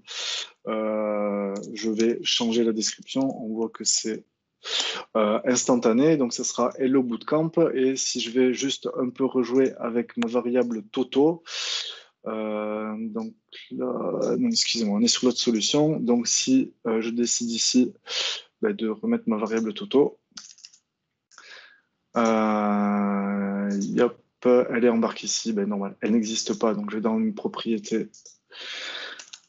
Je change mon interface pour lui dire qu'elle existe. Donc là, je fais un save, ça devrait builder sans problème. Eh bien non. Hop. Donc du coup, je vais aller ici, parce que ça ne devait pas être sauvé avant. Ok, donc c'est bon. Donc ici, je vais être capable de récupérer ma variable et de l'afficher dans ma web part. Voilà. Donc je l'ai injecté dans mon HTML un petit peu à l'arrache. Mais voilà, j'ai ma variable OK, enfin Toto, qui a pour valeur OK, qui est affichée dedans. Donc voilà, pour la base, voilà ce qu'on a quand on crée une solution SPFX. Voilà ce qu'on a de base, en gros. Donc maintenant, ce que je vais faire, c'est que on va passer sur une solution qui est un petit peu plus compliquée, que j'ai déjà configurée. Donc, ce que je vais faire, c'est que je vais commencer par vous présenter un petit peu le final de l'application. Je vais vous expliquer fonctionnellement ce qu'elle fait. Donc, application que j'ai fait pour l'occasion. Donc, le mieux, c'est d'aller dessus directement. Donc, je l'ai ici. Donc, je l'avais déployé. Alors, il y a des modifications que j'ai faites dessus depuis mon dernier déploiement qui n'y sont pas. On le verra quand on va basculer entre la web part déployée et le workbench alors, en contexte. Donc le deuxième schéma sur le slide précédent. Mais bref, ça va être l'occasion de montrer le déploiement et de voir les modifications, comment elles sont prises en compte suite à un déploiement. En gros, cette web part, alors elle va lister d'une part les teams. Alors là, on va pouvoir, on le verra après, créer aussi une équipe, du coup une Teams. Donc tout ça, on l'a sur un premier onglet. Ensuite, on a un onglet qui va lister les sites SharePoint. Donc j'ai mis une limite, mais celle-là, je pensais que c'était intéressant de vous le montrer parce que j'ai pas utilisé Graph pour le faire, mais j'ai utilisé PNP et la partie Search. Donc là, les sites que vous voyez, ils sont récupérés avec le moteur de recherche SharePoint. Donc ensuite, on a les utilisateurs qui, eux, sont récupérés avec Graph. Et on va voir qu'en fait, on va pouvoir agir, gérer le statut dont on a parlé pendant toute la première partie, donc le multifactor authentication. En gros, c'est ici qu'il est mis à disposition pour aller l'activer ou le désactiver. Donc celui-là, je pense que niveau code, c'est par celui-là que je vais vous commencer, c'est celui-là que je vais commencer à vous montrer parce que c'est le plus simple. En gros, le tirage, c'est le résultat de la liste qu'on a utilisée, qu'on a configurée dans le trigger. Donc je vais vous la montrer un peu rapidement. Donc voilà, c'est une liste ici. Donc on voit qu'on l'a configurée à 10 heures et on voit que depuis que je l'ai mise en place, tous les jours à 10 heures, il y a une nouvelle entrée qui a été mise dedans. Et on finira, voilà, par... non, pardon. Enfin, on enchaînera, bon, bref, je ne sais plus dans quel ordre, mais cette liste de travaux, alors voilà, en gros, j'ai monté une liste de suivi des travaux. Donc voilà, c'est une liste MS sur laquelle voilà, c'est un template de base. Ce que je voulais vous montrer là, c'est qu'en fait, dans une solution SPFX, on va pouvoir utiliser un panel de composants incroyable à disposition, donc des composants React. Et là, dans notre cas, en fait, on va utiliser Chart.js qui est wrappé dans une librairie React. Et on va voir qu'on peut l'utiliser et qu'on peut du coup afficher un bon résumé de tout ce qui se passe dans une liste de travaux. Ici, vous voyez, j'ai regroupé les items par statut. Et voilà, on peut avoir une idée du pourcentage de travaux qui sont non démarrés, en retard, bloqués. Voilà, c'est un exemple sur les travaux, mais on peut faire ça, donner un report assez simplement sur des choses qui se passent dans des listes SharePoint.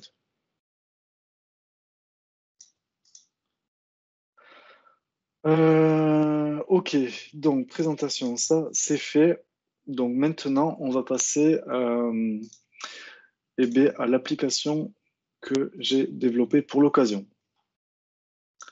Donc on va repartir du début.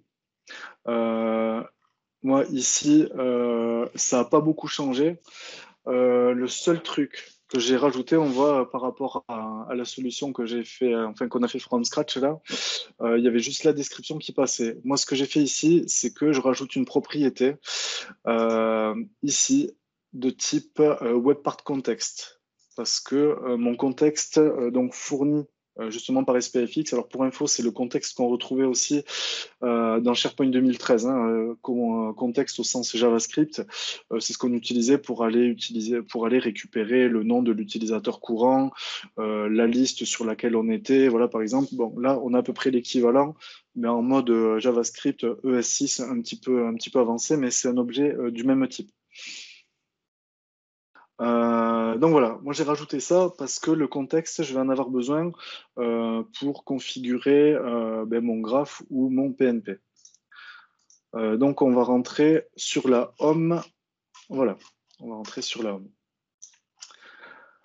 Donc pareil, alors je ne sais pas voilà, si les gens ici sont à l'aise avec React ou pas, donc je vais essayer de détailler alors succinctement comment ça marche, mais en gros React, c'est une approche par composant. Donc comme on a vu, sur un composant qui est fait, on va pouvoir lui donner des propriétés, comme on le fait ici. Là, ma home, quand je crée mon élément React, je lui donne les propriétés qu'il attend. Je sais qu'il les attend parce que j'ai fait cette interface et que mon composant est construit à partir de cette interface.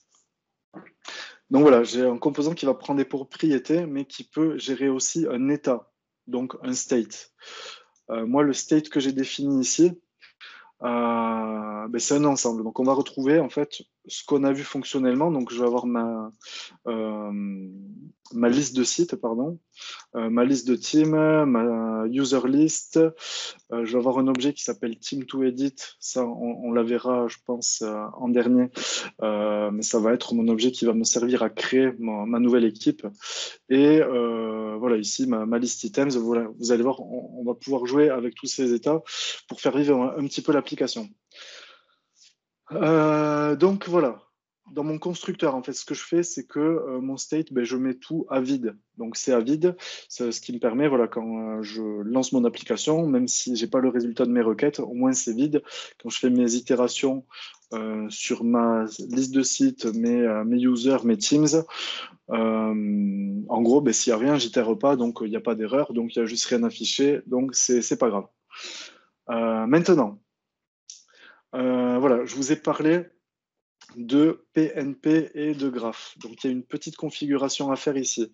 Donc, au niveau de l'installation, bon, je ne vais pas vous le détailler, mais en gros, il faut faire un npm install graph, npm install PNP. Donc, vous avez toutes les lignes de commande dans les liens que je vous ai donnés. Donc, on a des imports à faire. Et ici, dans le constructeur, dans mon constructeur haut niveau, je vais aller définir mon contexte. Donc, pour graph et SP, c'est les mêmes. En gros, je leur dis, ben, moi, mon contexte SPFX, c'est le contexte courant.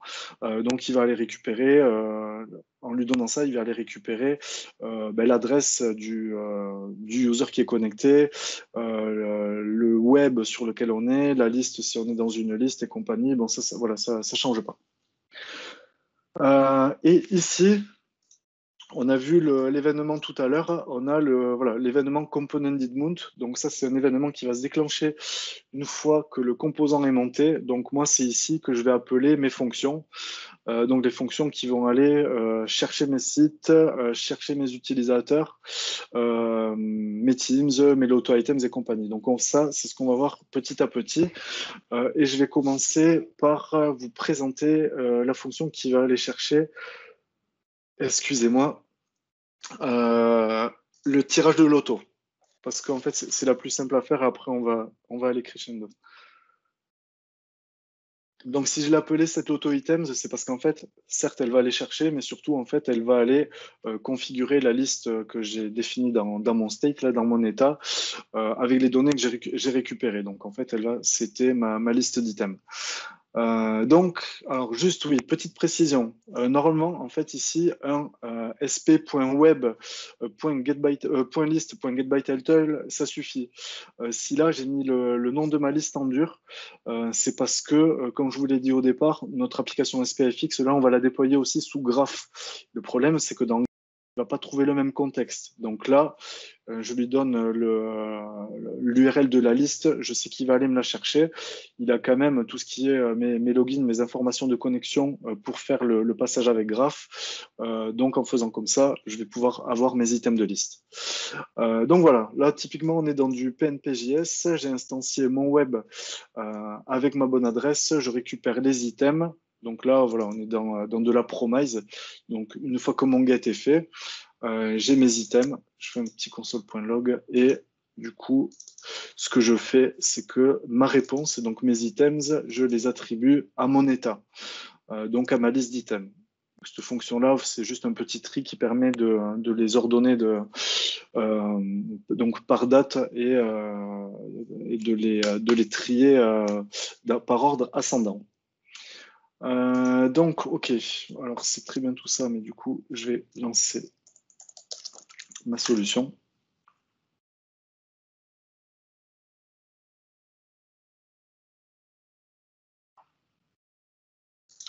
Donc, je vais pouvoir fermer celle-là.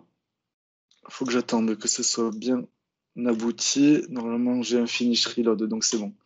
Je sais que ma web part, elle est là. Donc moi, vu que là, je vais aller faire des interactions directement avec SharePoint et Graph, en gros, moi, le Workbench, il ne m'intéresse pas du tout. Alors attendez, je crois que... Bon, c'est pas grave, on va y aller comme ça. Donc moi, ce qui m'intéresse, c'est d'être quand même dans mon contexte, pardon, dans mon contexte pour aller pouvoir interroger les API directement. Donc le Workbench, il se présente comme ça. Finalement, il n'est pas si loin de ça, sauf que contrairement à là, je suis dans SharePoint. Donc je vais aller utiliser Team, je crois que c'est... Voilà, je vais aller récupérer la web part qui est déployée. Et du coup, on la retrouve. Alors là, c'est la web part avec les nouveaux devs. Donc on va voir que ici, on va voir... Oula, pourquoi j'ai pas mon formulaire?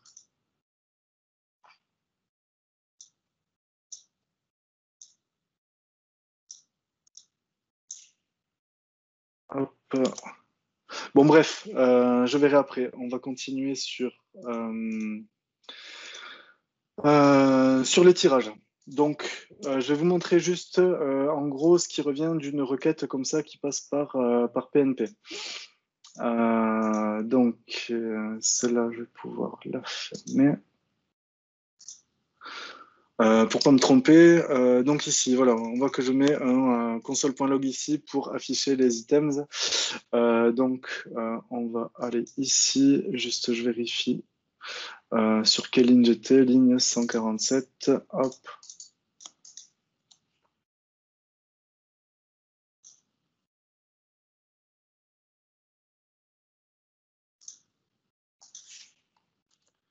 Attendez, je sais pas ce qui se passe. Je pense que si j'avais deux serveurs, alors excusez-moi, en fait, je vais relancer le build. Vu que j'avais deux solutions montées, en fait, je pense qu'il y a un conflit dans les adresses. Donc, je vais relancer mon serveur local et on va recommencer. Donc voilà, en effet, j'avais vu un message rouge passer. Je me demandais ce que c'était. Ici, je vais pouvoir fermer.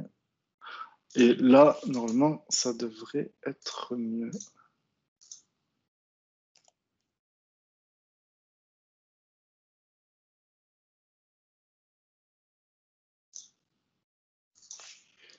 Donc Bootcamp, ici, voilà l'application. Et c'est toujours pas bon, mais c'est pas grave. Écoutez, on relancera tout à l'heure. Au pire, ouais, c'est ça, already existe. Bon, c'est pas grave. C'est pas grave, je me killerai tous les VS et je relancerai tout à l'heure. Ça n'empêche pas d'expliquer et de regarder comment, enfin, ce que sort la requête là pour guetter les items.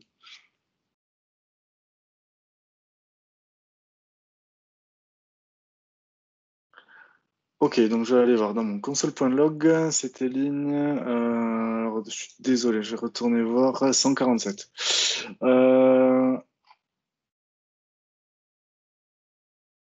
Il faut que je la retrouve maintenant. Oui, non, mais c'est pas la bonne solution. Bon, bref, ça doit être une de celles-là, puisque. Hop, 116. Items, voilà, c'est une de celles-là. Donc, en gros, voilà, moi, en réponse de ma requête, je vais avoir un retour avec toutes mes listes. Donc, ce que je fais, je le détaille pour celle-là, après, je ne le passerai pas. Mais ce que je fais quand je commence un dev comme ça, j'ai pas forcément idée de ce que va me retenir la requête. Donc en gros, je me le log, je regarde ce qui passe. Et du coup, quand j'ai ça, je peux récupérer toutes les propriétés. Et si je veux, je peux me faire un modèle pour récupérer voilà, la description, l'attachment, l'auteur ID. Et voilà, j'ai la possibilité de récupérer, avoir une idée de ce que je vais pouvoir afficher dans mon composant. Donc, on a vu la requête, on a vu que l'état était mis en place, mais par contre, on ne sait pas pourquoi c'est rendu. Donc, on va revenir ici sur la liste tirage. Donc, pourquoi elle est affichée? C'est parce qu'en fait, je lui mets mon state l'auto-item et que ici, j'ai configuré mes colonnes qui vont pouvoir aller récupérer automatiquement le titre. Donc, c'est avec les field names, le numéro 1, le numéro 2, le numéro 3. Donc, en gros, je configure ça. Je configure, alors ça, c'est mes colonnes. Mais ici, je dois avoir mes items par là qui doivent être cachés. Hop, l'auto.items.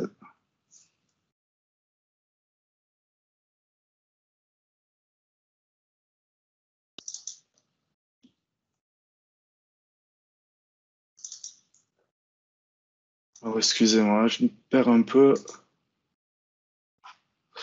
Bref, non, il me prend mes items, non, c'est ça, il me prend mes items, il me prend mon state, et du coup, il fait le binding avec les field names que je lui ai spécifiés ici. Donc, les voilà, on les retrouve ici, on voit les colonnes. Là, typiquement, j'ai utilisé un composant d'Office UI Fabric, donc, pardon, de Fluent, qui est la detail list, sur laquelle voilà, je mets les colonnes configurées, je lui mets les datas, donc là, je lui mets tout comme ça, mais par contre, dans mes colonnes, je les ai configurées pour que dans mon tableau d'objets, il aille viser ces noms de champs. Voilà. Maintenant, on va passer aux Teams. Donc pour les Teams, là on va passer justement à la consommation de graphes, mais pas par PNP. Donc pour aller récupérer les Teams, en gros, j'ai commencé à essayer de le faire avec PNP, c'était pas du tout concluant. Donc il y a un autre moyen d'aller utiliser Graph, c'est en fait de configurer le client Graph qu'on va retrouver ainsi un petit peu en C#. Donc ce qui est pratique, c'est qu'avec mon contexte et les outils fournis par SPFX là, dans le contexte SharePoint, j'aurai la possibilité de récupérer mon client et de le récupérer et de l'utiliser. Donc là, du coup, ici, ce que je fais, c'est que je vais utiliser mon client pour appeler l'API directement et lui donner directement l'URL que je veux récupérer. Donc ça, c'est une petite astuce aussi pour récupérer la liste des Teams. Donc on ne le fait pas par graph, par graph au sens graph PNP, on va le faire directement à partir des URL de l'API graph. Donc voilà, c'est juste que ça se passe quasiment pareil, mais le get se fait en plusieurs fois et j'ai la possibilité de remplir ma liste de Teams avec mes valeurs. Donc ma liste de Teams qu'on voit aussi passer, qu'on a vu passer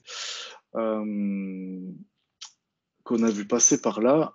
Donc là, normalement, c'est là où il y en a le moins. Donc c'est ici. Donc voilà, ça va être pareil. Je sais que dans mon Teams, je vais avoir pas grand-chose du coup, mais une description, un display name, un ID. Et voilà, je sais que ces données, je vais pouvoir les récupérer et les utiliser. Donc ma team list, je l'ai récupérée, c'est cool. Par contre, comment je vais faire pour la rendre? Là, on va voir un petit peu l'approche par composant. Donc ma team list, en fait, j'ai une team comme ça qui s'appelle team component. Donc c'est un composant que j'ai fait ici qui va prendre en propriété aussi un contexte, ma liste de team que j'ai récupérée et qui va répondre à une fonction qui s'appelle onItemAdded. Donc c'est-à-dire que moi, là, dans mon composant, je vais y aller. Alors, petite info, si vous voulez rentrer dans un composant, c'est un petit F12, ça permet d'aller directement dedans. Je vais avoir une fonction qui va me permettre de créer une Teams et elle est passée ici. Une fois que ma Teams est créée, je vais pouvoir aller invoquer cette fonction.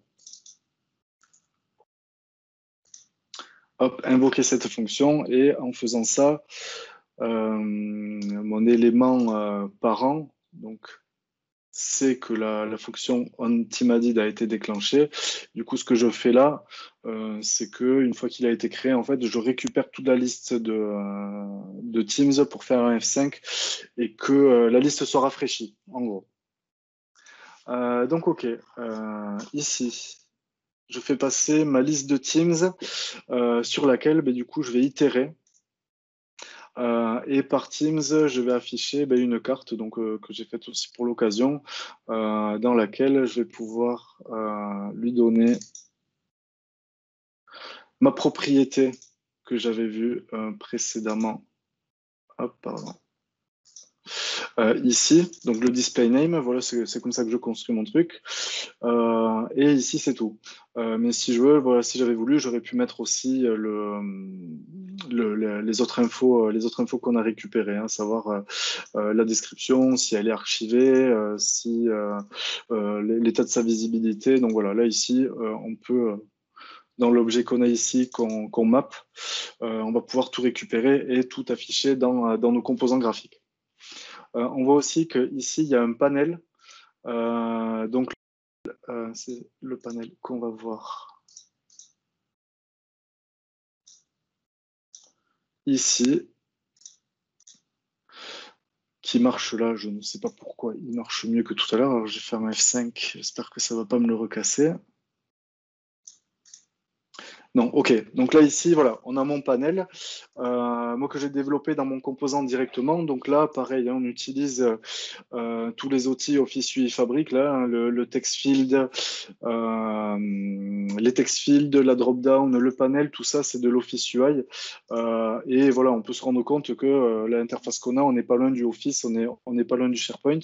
Donc, que notre web part, elle est vraiment cohérente par rapport au container dans lequel elle est hébergée, quoi. Donc, à savoir Office 365. Donc voilà, ici, ça va nous permettre de voir la création d'un Teams, comment ça se passe. Donc je vais quand même vérifier que ça marche ici par l'interface. Donc je vais aller créer mon Teams. Je vais mettre salut Bootcamp. Salut Bootcamp, description. Et là, donc j'ai rajouté, alors ça, bon, je les ai copié-collé du site de Teams, mais on a la possibilité voilà, de prendre le template de Teams qu'on veut faire. Et donc, voilà, on imagine qu'aussi, on va pouvoir en créer des spéciaux et les lister et les utiliser là. Donc, je vais faire une équipe de classe. Je vais faire la création. Donc là, ma requête, elle part. C'est pour ça qu'on voit que l'état a changé. Hop, elle revient. Je vais rechercher les Teams et on voit que le Teams apparaît directement ici. Donc voilà ce qui s'est passé. Hop, j'ai mon panel. Il y a un on change. Ici, il y a un bouton qui me fait créer Teams. Hop, mon create Teams. Alors voilà, en fait, je vous ai menti, mais en fait, il utilise exactement le même fonctionnement. Donc, on passe par le client. Bref, du coup, je peux construire ma requête. Alors là, c'est un post. Voilà, je lui donne le nom que j'ai changé dans mon composant, la description, et j'appelle ce template. Donc voilà, pour faire le template, hop, pardon, c'est ici. Bon, bref, je ne vais pas vous sortir la liste. Bon, il n'y a pas d'intérêt. Mais bon, une fois que j'ai configuré ce call, en gros, j'appelle ici, par contre, mon client graph en lui disant que j'appelle Teams en mode post. Et dans ce post, je lui donne mon objet à envoyer. Donc voilà, comme on a vu, pourquoi il y a le loader qui s'est lancé, c'est parce qu'en tout début, je lui mets que le creating team, il est à true. Et ici, en fait, si le creating team il est à true, j'ai le spinner. Donc voilà, en fait, c'est juste pour vous montrer qu'on peut gérer les événements un petit peu comme on veut. Quand j'ai une requête qui part, je dis à mon état que ma requête elle est en cours. Et ensuite, quand j'ai reçu ma réponse, hop, je me log ma réponse pour voir moi ce qu'il y a, pour voir si j'ai des choses que je peux récupérer pour mettre de l'affichage.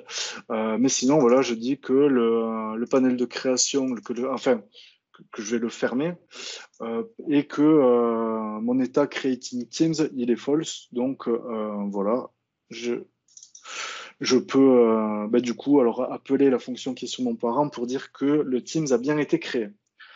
Voilà pour les Teams. J'espère que j'ai pas perdu tout le monde parce que j'ai conscience que c'est un petit peu compliqué. Bon, si j'ai perdu un peu de monde. Félicitations à ceux qui sont restés déjà parce que je sais que voilà, si on n'est pas codeur, ça peut être un peu lourd. Je vais essayer d'aller un petit peu plus vite du coup pour les sites et les Teams. Je vais quand même vous montrer la manière dont je récupère les sites et après je pense que je vais m'arrêter là parce que il va rester 10 minutes et il faut que j'aurais aimé vraiment vous montrer le déploiement. Donc oui, le get site. Donc je vais repartir du début. Le get site. Donc ici, ce qui est intéressant, on a vu que mon PNP ça marchait, le client graph ça marchait. Aussi, là, pour aller récupérer les sites, je pense que en plus les composants, les web parts qu'on retrouve en Modern UI fonctionnent tous comme ça. On va utiliser le moteur de recherche. Donc là, on se retrouve avec des queries qu'on a l'habitude de voir. Alors dans d'autres formats, mais là, voilà, bon, c'est du JSON. On va les retrouver en XML aussi. On les retrouve en XML. On va pouvoir configurer une recherche avec une query text, donc là qui va prendre du KQL, donc qui permet de faire déjà des choses assez puissantes. On va pouvoir sélectionner les propriétés qu'on veut récupérer de la requête, mettre une row limite, faire faire un tri pardon sur oui, c'est ça, enfin, ordonner pardon, le résultat des recherches. Voilà, donc là, c'est ici par date de création.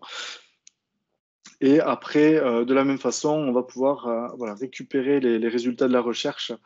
Et là, ici, bon, ce qui change un peu par rapport à ce qu'on a vu avant, c'est que au lieu d'injecter directement le réponse de la requête, ici, je la transforme un peu avec un map pour aller récupérer voilà, ce que je sors, enfin, ce qui revient de ma recherche. Ici, on a le site ID, le title, l'URL et l'URL du logo, pardon.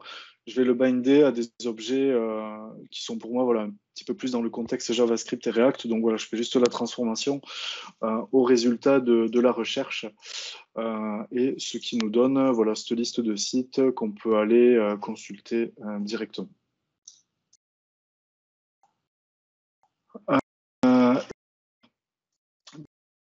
Insister dessus, mais juste pour les travaux, voilà, enfin, c'est un peu le même discours que tout à l'heure, hein, c'est pour montrer que, en fait, avec React, on a accès quand même à un ensemble de composants open source disponibles, testés, retestés, avec beaucoup de contributeurs.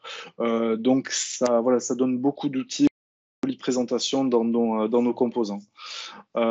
Et si, alors excusez-moi, il faut absolument que je finisse par ça, j'avais oublié parce que c'est un peu le sujet principal. On va juste voir, et on va finir par ça par contre, comment on va appeler nos fonctions PowerShell. Alors, il n'y a vraiment rien de sorcier, là, on a fait le plus compliqué. Donc voilà. En gros, on voit ici que je peux récupérer d'un côté le statut et qu'ensuite je vais pouvoir aller changer. Alors donc, je vais remontrer que ça marche. Je vais activer ici le statut sur Nico Robin. Et voilà comment ça se passe. En gros, c'est cette fonction-là. Donc, c'est un peu le même fonctionnement. Après, au niveau de l'interface, je dis que je suis en train de loader le statut.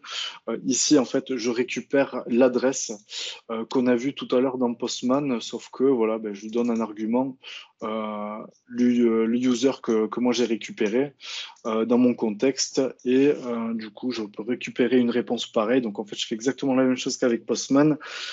Sauf que ensuite j'ai de quoi la traiter, l'afficher à des utilisateurs pour que ça soit beaucoup plus user-friendly.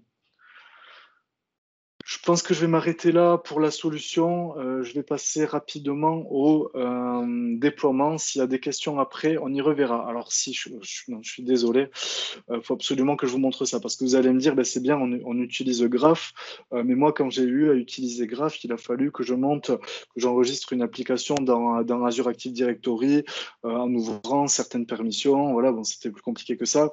Dans le contexte de la SPFX, en fait, on a un fichier. Donc, dans le package solution, en fait, je vais pouvoir spécifier les permissions que mon composant, enfin, les permissions dont mon composant a besoin. Donc ça va se configurer voilà, dans le package solution, on va pouvoir tout spécifier. Et au moment du déploiement, en gros, on va avoir un prompt qui va demander l'autorisation. Est-ce que vous voulez que cette appli voilà, puisse accéder à ça? Donc, il y aura ça d'une part. Ensuite, il faudra aller dans l'administration de SharePoint, voilà, dans les paramètres un petit peu avancés. Et il va falloir autoriser toutes les autorisations une à une. Donc voilà, dans notre cas-là, c'est l'avantage un peu dans SPFX par rapport à une appli web un peu tierce et à la base déconnectée, c'est qu'on n'a pas à créer son appli Azure. Alors peut-être qu'il le fait, enfin Azure AD, pardon, peut-être qu'il le fait en background, je ne sais pas, mais en tout cas, en faisant ça, ça suffit pour aller taper Graph. Maintenant, alors pour le déploiement, on va pas, enfin si, on va dérouler les commandes parce que je vais devoir les déployer. Donc, je vais préparer là la build pour aller faire le déploiement. Donc, je vais aller dans le paquet JSON. Très important, chaque fois que vous allez rajouter des fonctionnalités, il faut monter la version. Donc, il faut monter la partie 3 là, du versionning, sinon vous allez avoir un conflit dessus. Là, si vous montez la version, quand vous allez déployer le package, il va dire OK, parfait, je vois qu'il y a une version de plus et il va surcharger, il va écraser, mais en gardant la notion de versionning. Donc j'ai dit que non, mais finalement si, en fait on va se cogner les commandes qui vont permettre de faire le déploiement. Donc c'est gulp bundle -ship. Alors, -ship, c'est parce que, alors, je ne crois pas qu'il le glify, mais quand même, il va minifier un petit peu le code pour avoir un package le plus léger possible. Donc voilà, il y a cette commande à lancer. Alors attendez, je vais l'arrêter de suite parce que je crois que j'ai pas tout sauvegardé. Donc je fais un save all. Et là, je vais relancer. OK. Donc j'ai ma version qui est montée et j'ai mes nouvelles modifs qui ont été prises en compte. Pendant qu'il build, ce que je vais faire pour gagner du temps, c'est que je vais aller dans mon catalogue d'applications.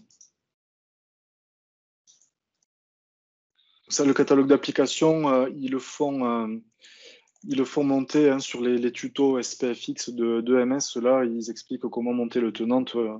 Ils donnent les prérequis. Et ben là, pour le coup, le catalogue d'applications, c'est un prérequis pour faire du dev comme ça. Donc là, voilà, on voit que j'ai une version 1.0.6. C'est la dernière que j'ai faite.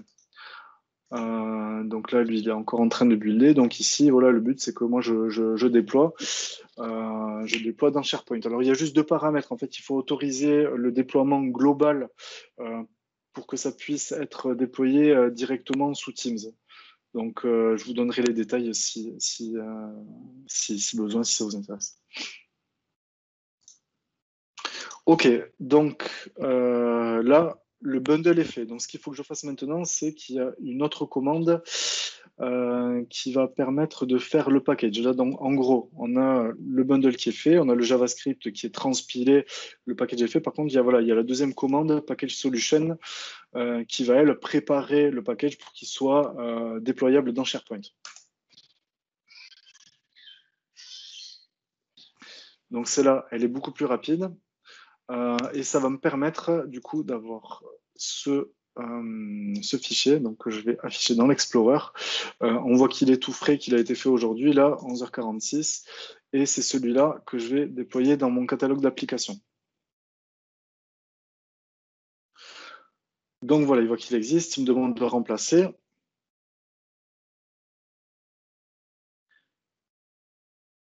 OK.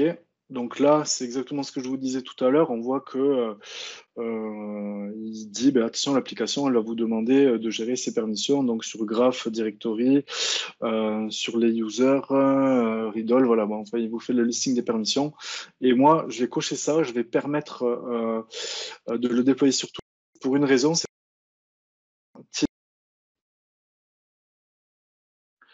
donc je fais le déploiement, apparemment il n'y a pas d'erreur. Donc, ce que je vais faire ici, c'est que je vais faire le déploiement sous Teams. En fait, c'est très simple. Je vais juste dans l'onglet File là. Je fais Sync to Teams. Alors, le bouton ne réagit pas. Mais normalement, dans quelques secondes, je devrais avoir une petite indication qui me dit que ça a bien été synchronisé. OK, donc on l'a ici, Successfully Synced Teams Solution. Donc, moi, je reviens ici. D'abord, sur ma solution.